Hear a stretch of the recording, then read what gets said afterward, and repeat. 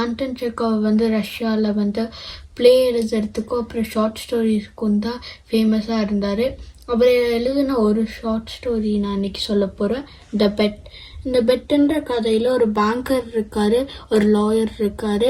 இவங்க 2 பேருக்குள்ளேயும் ஒரு conflict create ஆகுது. ஆயுள் தண்டனை பெருசா இல்லைன்னா மரண தண்டனை பெருசா அப்படின்னு பேசுகிறாங்க.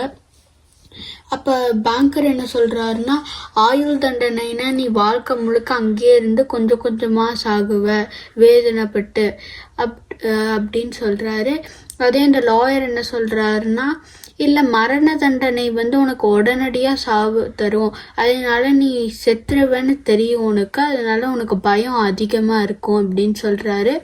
அதனால இவங்க 2 பேரும் ஒரு 10 மினிட்ஸ்க்கு பேசிகிட்டு இருக்காங்க. அப்புறம் வந்து இவர் பெட் ஒன்று க்ரியேட் பண்ணுறாரு.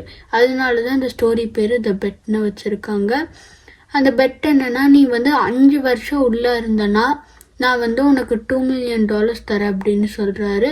அது டாலர்ஸ் கிடையாது, அது ரூபிள்ஸ். அது 5 வருஷம் என்ன 15 வருஷம் நான் இருக்கேன் அப்படின்னு சொல்லிட்டு அந்த லாயர் வந்து 15 வருஷம் இருக்க ட்ரை பண்ணுறாரு. அவருக்கு வெளி உலகத்தை பற்றி சொல்கிறது இல்லை, டைம் டேட் எதுவும் தெரியறது கிடையாது.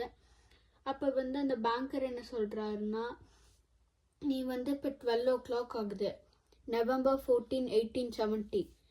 நீ எப்போ வெளியே வரணும்னா 1885 கரெக்டாக 12 o'clock நீ வெளியே வரணும். 2 நிமிஷத்துக்கு முன்னாடி வந்தால் கூட நீ தோற்றுருவ பெட்டை அப்படின்னு அவர் சொல்கிறாரு. அவரும் உள்ளே போகிறாரு தைரியமாக, 15 வருஷம் தானேன்னு. அவர் உள்ளே போயிட்டு ரொம்ப நேரம் இருக்கார். டைம் வந்து போகிறதே அவருக்கு தெரியல. அவர் முதல்ல ஒயினும் டொபாக்கோவும் எதுவும் எடுத்துக்கிறது கிடையாது.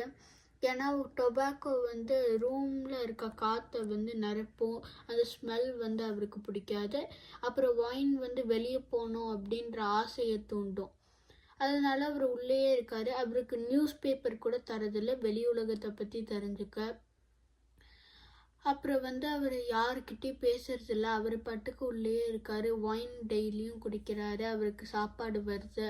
அப்புறம் வந்து புக்ஸ் எல்லாம் படிக்கிறாரு. இவர் ஃபிலாசபி அது மாதிரி நிறைய படித்து வருஷத்தை ஓட்டிகிட்டு இருக்காரு. புக்ஸ் அதிகமாக படிச்சுட்ருக்காரு. ஆனால் நியூஸ் பேப்பர் தான் யாரும் தரமாட்டிருக்காங்க. அதனால வெளி உலகத்தை பற்றி அவருக்கு தெரியறதே கிடையாது. காற்று வரத்துக்கு மட்டும் ஒரு சின்ன ஜன்னல் மாதிரி ஒன்று வச்சுருப்பாங்க, அதுலேயும் இவர் பார்க்க முடியாது, ஏன்னா அது ரொம்ப டாலாக இருக்கும். அது மாதிரி அவர் 15 வருஷத்தை கழிக்கிறாரு. லெட்டர்ஸ் எழுதுறாரு. அந்த பேங்கருக்கு இவர் லெட்டர்ஸ் எழுதிக்கிட்டே இருக்காரு தொடர்ந்து. அப்புறம் கடைசி நாளில் ஒரு லெட்டர் எழுதுறாரு. பேங்கர் வந்து இவன் வெளியே வரப்போகிறானா, என்கிட்ட காசு இல்லையே, இவன் வந்து இப்போ வயசாயிருச்சுல, இவனுக்கு சக்தி அதிகமாக இருக்காது, அதனால இவனை கொன்னுடலாம் அப்படின்னா அந்த பெட்டுக்கு வந்து கேட்க மாட்டாவன் அப்படின்னு அவர் யோசனை பண்ணுறாரு. அவனை கொல்றதுக்கு எல்லா பிளானும் போடுறாரு. அப்போ இவர் அமிச்ச லெட்டர் அவனுக்கு வருது.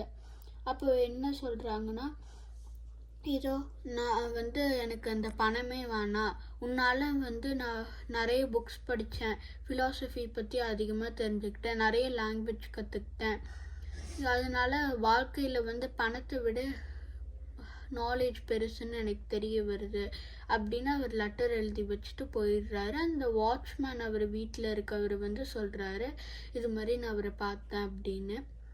இதோட இந்த கதை முடியுது. இந்த கதையில் வந்து நானும் பணத்தை விட நாலேஜ் தான் பெருசுன்னு நினைக்கிறேன். நன்றி, வணக்கம்.